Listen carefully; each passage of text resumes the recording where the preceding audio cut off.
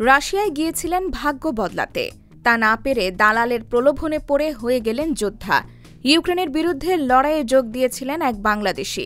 সেই বাংলাদেশি যুবক হলেন আকরাম হোসেন। তার বাড়ি ব্রাহ্মণবাড়িয়ার আশুগঞ্জ উপজেলার লালপুর ইউনিয়নের হোসেনপুর গ্রামে।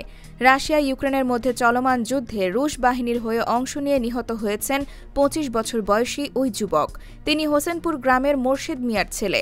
১৮ এপ্রিল তার মৃত্যুর খবর পায় পরিবারের সদস্যরা।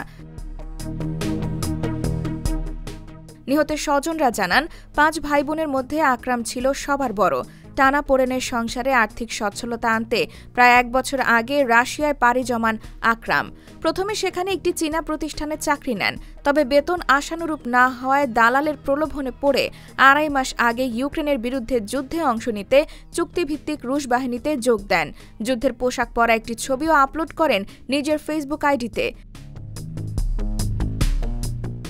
নিহত আকরামের মা মবিনা বেগম বলেন, যুদ্ধে না যাওয়ার জন্য তারা নিষেধ করলেও আকরাম জানিয়েছিল তার আর দেশে ফিরে আসার উপায় নেই। ছেলের সঙ্গে নিয়মিতই যোগাযোগ হতো, কিন্তু গত ১৩ এপ্রিলের পর থেকে যোগাযোগ বিচ্ছিন্ন ছিল।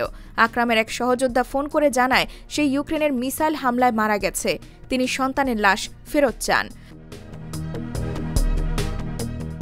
আকরামের বাবা মোর্শেদ মিয়া জানান, সবশেষ ১৩ এপ্রিল ছেলের সঙ্গে ফোনে কথা হয় তার। সেখানকার পরিস্থিতি ভালো না বলে জানিয়েছিল।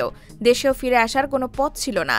পরিবারের প্রধান উপার্জনক্ষম সন্তানকে হারিয়ে দিশেহারা হয়ে পড়েছেন তিনি। এই বিষয়ে জানতে চাইলে আশুগঞ্জ উপজেলা নির্বাহী কর্মকর্তা রাফে মোহাম্মদ ছড়া বলেন, স্থানীয়দের মাধ্যমে রাশিয়ার আশুগঞ্জে একজনের মৃত্যুর খবর জানা গেছে।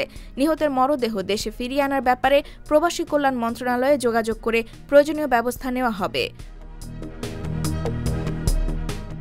IBTV USA, New York।